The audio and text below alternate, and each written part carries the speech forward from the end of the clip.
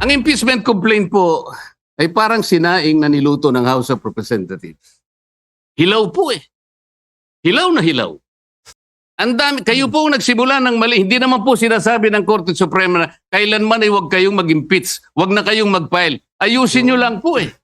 Yun lamang po ang gustong mangyari dito. Ayusin nyo. You want to impeach the Vice President, do it in the right way. And so the Supreme Court has already spoken. The last arbiter of law. It says the complaint is unconstitutional. It's void ab initio. It's violative of due process. The Senate never acquired jurisdiction over this. It is immediately executory. On that note, Mr. President, I respectfully move that the impeachment complaint be dismissed. I so move, Mr. President.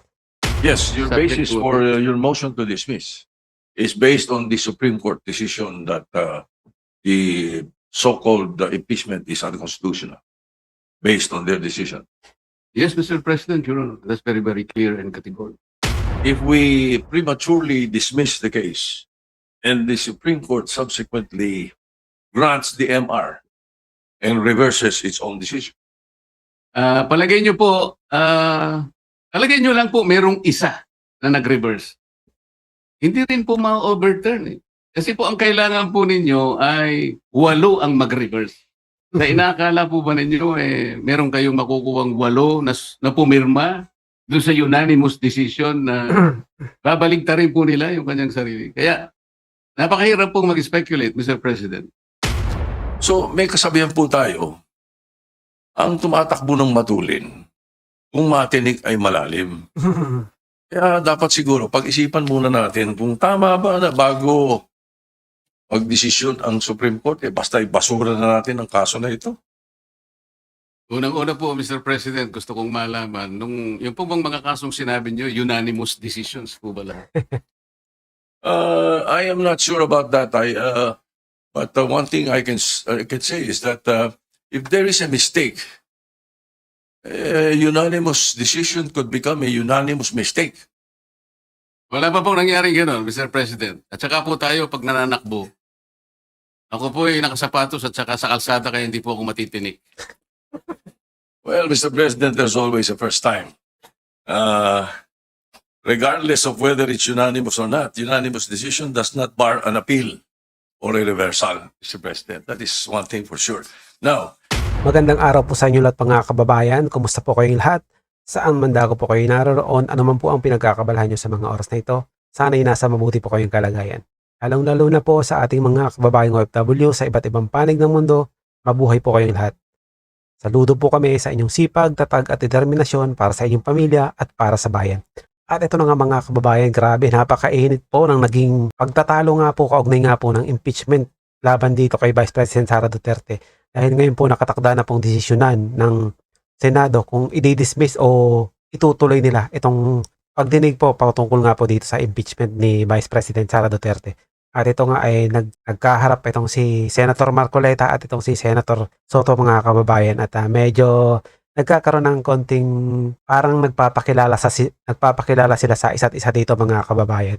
At dito nga mga kababayan ay inilatag ni Senator Marcoleta ang mga violation na ginawa ng House of Representatives.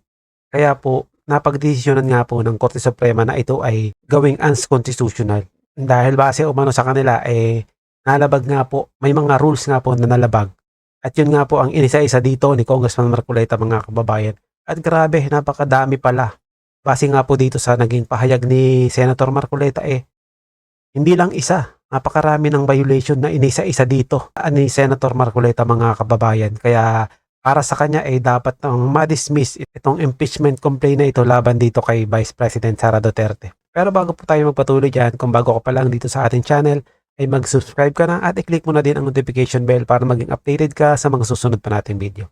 Paki-like at paki-share mo na din ang video ito sa iba pa nating mga kababayan. At kung nais mong mag-join sa ating community, i-click mo lang po ang join button na makikita mo sa baba. Maraming salamat po. Mr. President, I rise on a question of privilege.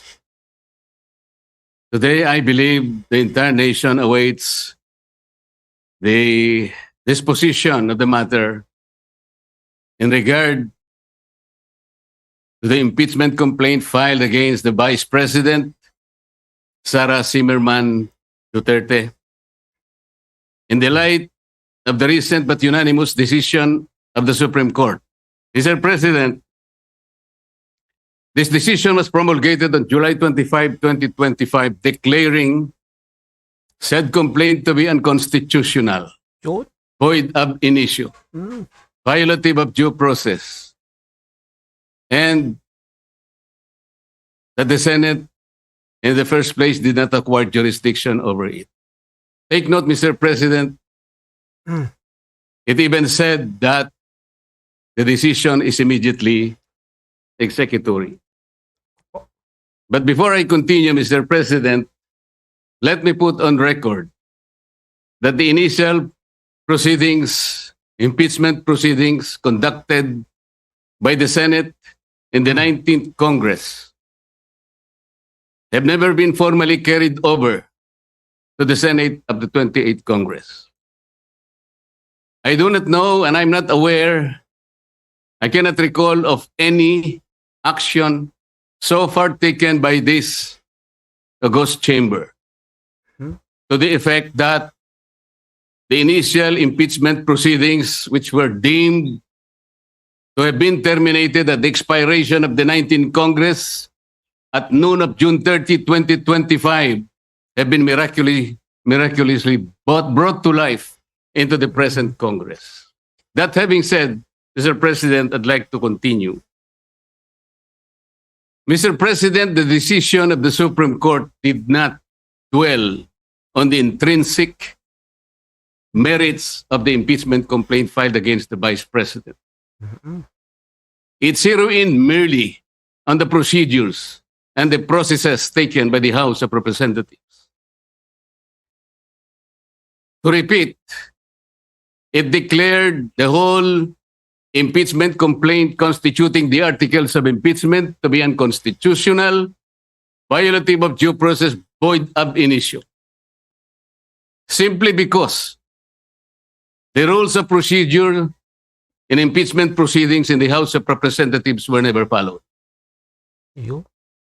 And they violated the 1-year ban on multiple impeachment complaints as prescribed under Article 11, Section 3, Paragraph 5, which says that no impeachment proceedings shall be initiated against the same official more than twice within a period of 1 year. Napakasimple po Mhm. ng sinasabi doon, Mr. President. No impeachment proceeding should be initiated against the same person more than twice within a period of 1 year. Ilan po ang impeachment proceedings, impeachment complaints na ipinail ng House of Representatives? 4 po eh. Naku. The first one started in December 2. Sumunod po December 4. Meron pang sumunod na December 19 hanggang sa umabot po noong February 5. Yun nga pong ipinangangalandakan na impeachment complaint which was signed by more than 1/3 of the members of the House of Representatives. Nasunod po ba? Nasunod po ba ang tuntunin ng House of Representatives? Tignan natin kung nasunod. Noon pong nag-require ang Supreme Court, Mr. President, tinanong po yung House of Representatives in connection with the 2 petitions filed by several parties before the Supreme Court. One of the items required by the Supreme Court is for the House to give the status of the first 3 complaints filed. Ano po ang sagot ng House of Representatives? Yun daw pong unang 3, the one filed in December 2, December 4, and December 19 were all archived. Mhm. Nasaan po sa rules ng House na yun pong mga impeachment complaints na ipa-file ay archive? Wala po. Pwede po bang ipakita yung slide na kung saan ay makikita natin ano po ba ang proseso kapag may nag-file na isang impeachment complaint? Mga kababayan, ibang klase talaga tong si Senator Marcoleta. Walang lusot sa kanya yung mga ginagawa ng ibang mga dati niyang kasama dahil kabisado niya lahat ng rules dahil nga abogado itong si Senator Marcoleta. Kaya lahat kanyang nabubusisi dito, mga kababayan. Ayan po yung Rule 2. Ang sinasabi po sa Rule 2, Mr. President, Rule 2, Section 3, a verified complaint for impeachment by a member of the House or by any citizen upon a resolution or endorsement by any member thereof shall be filed with the office of the Secretary General and immediately referred to the Speaker. Bakit hindi po nasunod ang tuntunin na ito, Mr. Speaker? Kailan po ni-refer ng Secretary General sa opisina ng Speaker yung impeachment complaint dated December 2, 2024? Kailan po ni-refer ng Office of the Secretary General yung impeachment complaint na i-file noong December 4?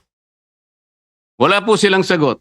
Kailan po ni-refer ng Office of the Secretary General yung impeachment complaint that was received on December 19? Wala po silang sinasabi.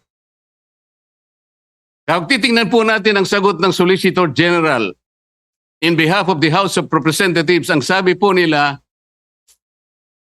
the Secretary General diligently referred simultaneously all the impeachment complaints to the office of the Speaker on February 5, 2025. Immediately po ba yan, Mr. Speaker? December 2, December 4, December 19, at isinama po yung February 5, all of them were simultaneously referred to the office of the Speaker on February 5. 2 buwan po ang kanyang ginugol para lang i-refer sa office of the Speaker. Ano po ang immediate doon? Wala po. Wala po silang sinunod. Wala silang ni-refer at ni-refer nga po delayed. Nung ma-refer po, ang sabi po ng Solicitor General, the 4 impeachment complaints were included in the order of business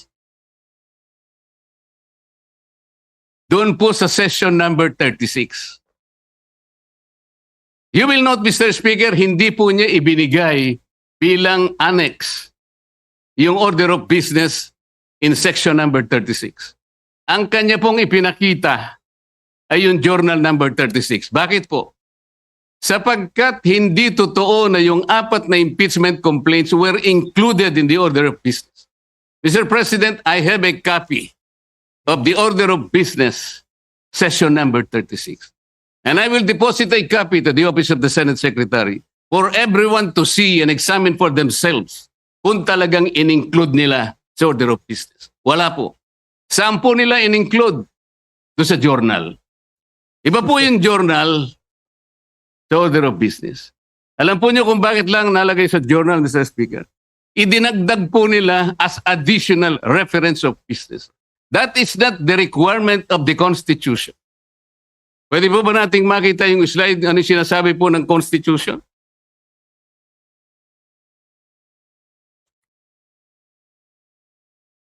A verified complaint for impeachment may be filed by the member of the House. Blah, blah, blah. Ang sinasabi po rito,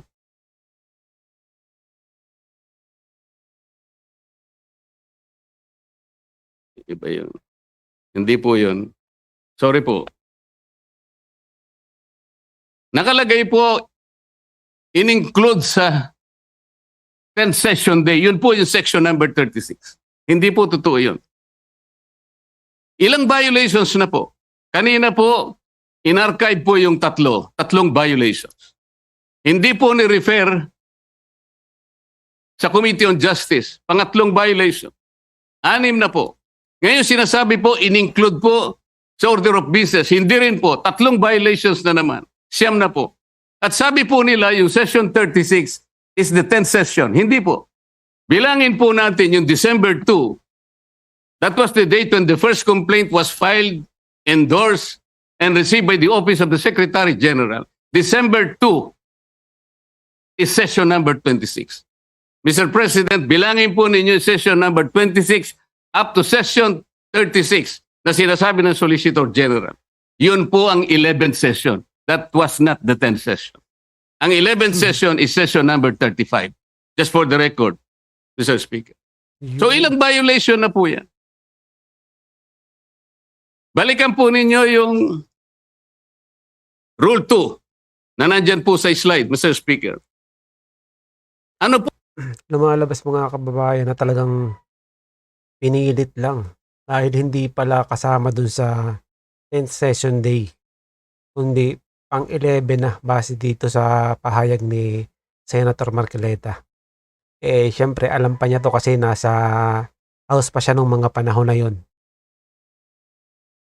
Po yung mode of initiating impeachment. Ganito po ang sinasabi ng rule of the House of Representatives.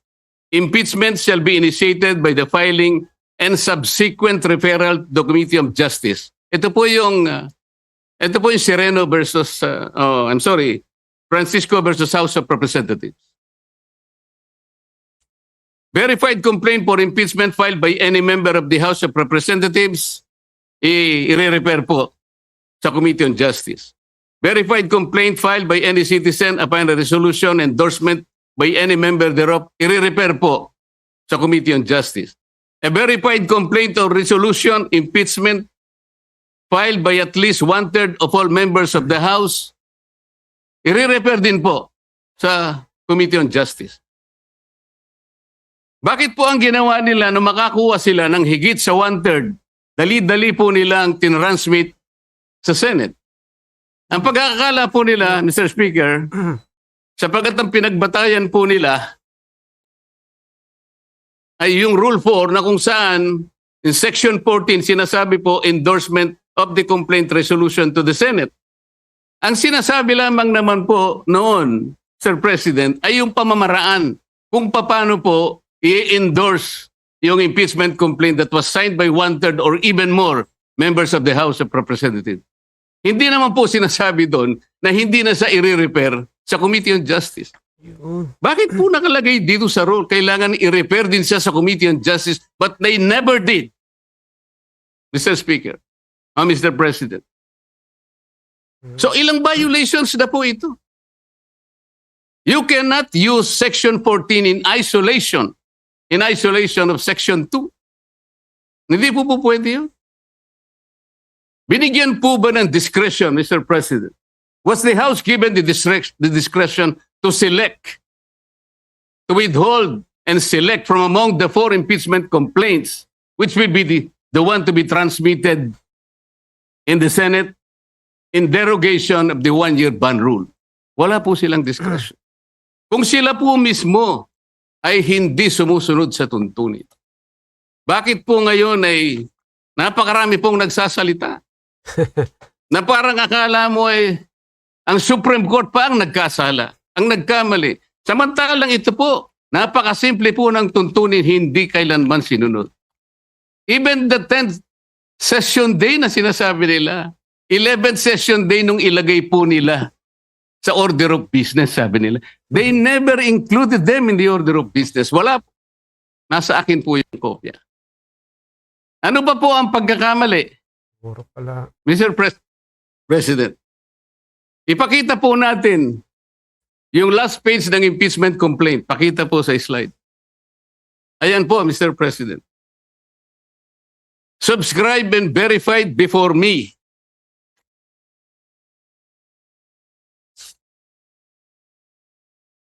Sabi po ng Secretary General, saan ba yung kopya ko rin?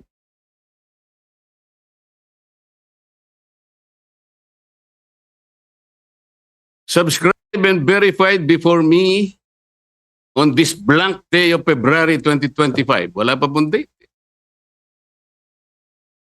Ito po ba ang verification, Mr. President? Hindi po. Ang verification po ay nakasaad po sa mismong tuntunin ng House of Representatives. Balikan po natin ang Section 3. Ano po ang sinasabi? Section 3, Paragraph 2. An impeachment complaint is verified by an affidavit that the complainant has read the complaint and that the allegations therein are true and correct of his personal knowledge or based on authentic records. At the very least, yun ang dapat na ilagay po. Nakalagay po ba sa verification dito? Ng Secretary General ng House of Representatives? Wala. Nako. Ito po'y parang jurat lang sa isang affidavit. Sinasabi lamang po dito, kilala niya yung nagsipirma sa isang dokumento. Na ang dokumento ay naglalaman ng 32 pages. This is not the verification required under the rules of impeachment by the House of Representatives. Ang totoo po, kung balikan po natin ang Section 14, nandyan po sa slide. Isinulat na po sa tuntunin kung ano po ang dapat kopyahin nila para magkaroon ng tunay na verification. Hindi pa po nila kinopya. Mr. President, ito po yung contents ng verification na dapat sana yun ang nilagay nila sa complaint.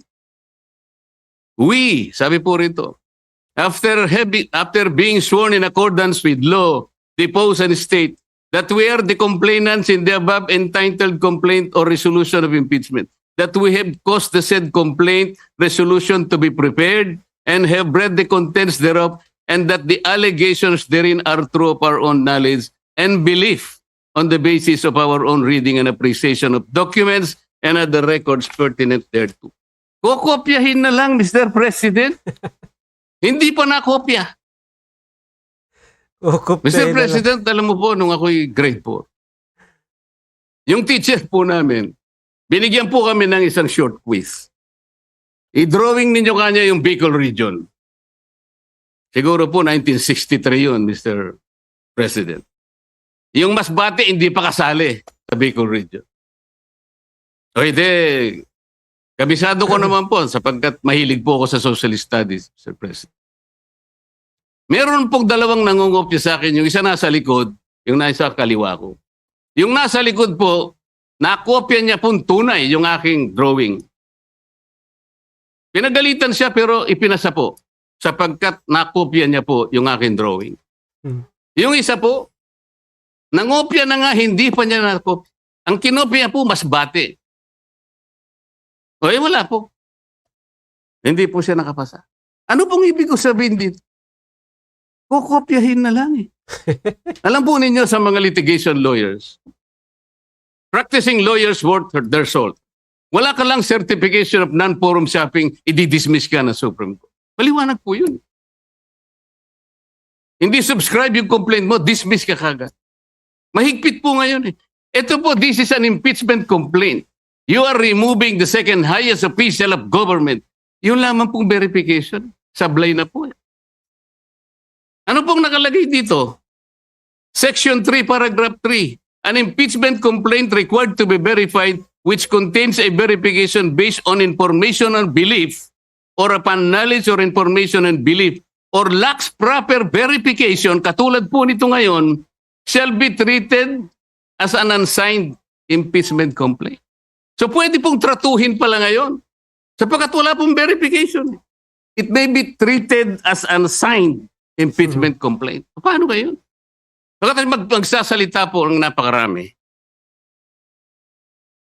Alam po ninyo kung, Sir President, kumbaga po sa nagluto ng sinaing, pasensya na po kayo kung kinakailangan ako po'y gagawa ng pagkahalin tulad, ano. Ang impeachment complaint po ay parang sinaing na niluto ng House of Representatives. Hilaw po eh. Hilaw na hilaw. Ano po yung hilaw sa Bicolano, Mr. President? Hilaw din po yata. Sa Bisaya, hilaw din po. Sa Kapampangan, magadto, Mr. President. Sa Waray po, matagudtod. Sa Ilonggo po, lagdos. Sa Ilocano, marakusol. Sana po tama ang aking pagkaka-pronounce. Ang dami pong nagsasalita, Mr. President. Doon lang pa po sa House of Representatives, isa pong bagong pasok doon. Ngunit patagal na pong nagserbisyo sa ating bansa. Naging senadora, naging Secretary of Justice, Alam na kung sino. naging chairman ng Human Rights Commission. Alam po ba kung ano sinabi niya sa isang panayam? Ito po, nakuha ko. Harap-harapan na tayong niloloko. Kakaibang korte ito. Sana sa palengke na lang final ang impeachment case. At least doon, may nagtitinda ng totoo. Mhm. Sana po, magtinda po siya ng matagudtod na kanin dyan sa Samar. Baka may bibili kaya. Pwede kaya siyang pumunta dyan sa Pampanga po para magbenta ng magadto na kanin. Kung may bibili, baka sakali. Pumunta kaya sa Panay para magbenta ng lagdos na kanin. Wala po siguro, Mr. President. Lagdos. Baka ngayon dagan dingding, hindi pa patusin. Huwag pong ganun. Ang dami na pong nagsipagsalita. Samantalang hindi po nila nakita. Ang dami, kayo po nagsimula ng mali. Hindi naman po sinasabi ng Korte Suprema na kailanman ay huwag kayong mag-impeach. Huwag na kayong mag-file. Ayusin nyo lang po eh. Yun lamang po ang gustong mangyari dito. Ayusin nyo. You want to impeach the Vice President, do it in the right way. Tama. Hindi naman po tinignan ng merito eh. Ang sinasabi yung proseso, hindi po nyo sinunod eh. Sinasabi na nga, walang impeachment complaint bukod sa isa. Laban sa isang opisyal sa loob ng isang akalain mo namang 4 po kagad ang ipinay. Pagkatapos yung 4, i-consider mo na isa. Hindi naman po yata tama yun, Mr. President. And so the Supreme Court has already spoken. The last arbiter of law. It says the complaint is unconstitutional. It's void ab initio. It's violative of due process. The Senate never acquired jurisdiction over this. It is immediately executory. On that note, Mr. President, I respectfully move that the impeachment complaint be dismissed. I so move, Mr. President. So, listening to the privileged speech of the distinguished gentleman from Tarlac, the basis of your motion to dismiss is the Supreme Court's decision, which is now pending appeal by virtue of the MR or the motion for reconsideration filed last Monday by the House of Representatives. Is it not, Your Honor? The question whether is it Yes, your Subject basis to for your motion to dismiss is based on the Supreme Court decision that the so-called impeachment is unconstitutional, based on their decision. yes, Mr. President, Your Honor. That's very, very clear and categorical. Correct. The Supreme Court decision, Mr. President, although immediately executory, is not yet final, thus appealable. Ngayon, naka-appeal na. Marami nagtatanong, kung naka-appeal na, ba't tayo nagmamadali? Ay dismiss ito sa atin. So may I ask the gentleman, what will happen if we prematurely dismiss the case and the Supreme Court subsequently grants the MR and reverses its own decision? The question, Mr. President, is speculative. Yes. May I have a speculative answer, Mr. President? We cannot speculate. We can only guess, second guess, because on the basis of our experience as a practicing lawyer, Mr. President, ito pong ganitong klaseng desisyon, talaga pong wala na pong kaduda-duda na kahit po mag-file pa tayo ng motion for reconsideration. We are hoping against hope. It is as if we are wishing for the moon. Palagay nyo po, palagay nyo lang po merong isa na nag-reverse. Hindi rin po ma-overturn eh. Kasi po ang kailangan po ninyo ay 8 ang mag-reverse. Sa inaakala po ba ninyo meron kayong makukuhang 8 na pumirma doon sa unanimous decision na babaligtarin po nila yung kanyang sarili. Kaya napakahirap pong mag-speculate, Mr. President. I will accept the answer of the gentleman, but I have done my research, Mr. President. And to remind everyone, the reversal of the Supreme Court's own decision is not impossible, even in landmark cases. In the case of Labogal, Bilaan Tribal Association Incorporated versus Victor Ramos, GR number 127882, December 1st, 2004, questioning the constitutionality of Republic Act 7942 or the mining law, the Philippine mining law. The Supreme Court granted the MR, reversing and setting aside its earlier ruling. And also, Mr. President, just a few days ago, the Supreme Court reversed its own ruling on the definition of a stockholder. This is the case of Lily Lopez versus Lolito Lopez with GR numbers 25497-957-58. So may kasabihan po tayo, ang tumatakbo ng matulin, kung matinik ay malalim. Kaya dapat siguro pag-isipan muna natin kung tama ba na bago magdesisyon ang Supreme Court, basta ibasura na natin ang kaso na ito. Unang-una po, Mr. President, gusto kong malaman, yung po bang mga kasong sinabi nyo, unanimous decisions po ba lahat? I am not sure about that. But one thing I can say is that if there is a mistake, a unanimous decision could become a unanimous mistake.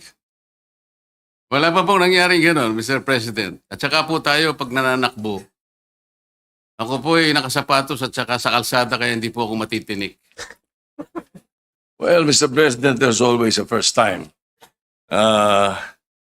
Regardless of whether it's unanimous or not, unanimous decision does not bar an appeal or a reversal, Mr. President. That is one thing for sure. Now,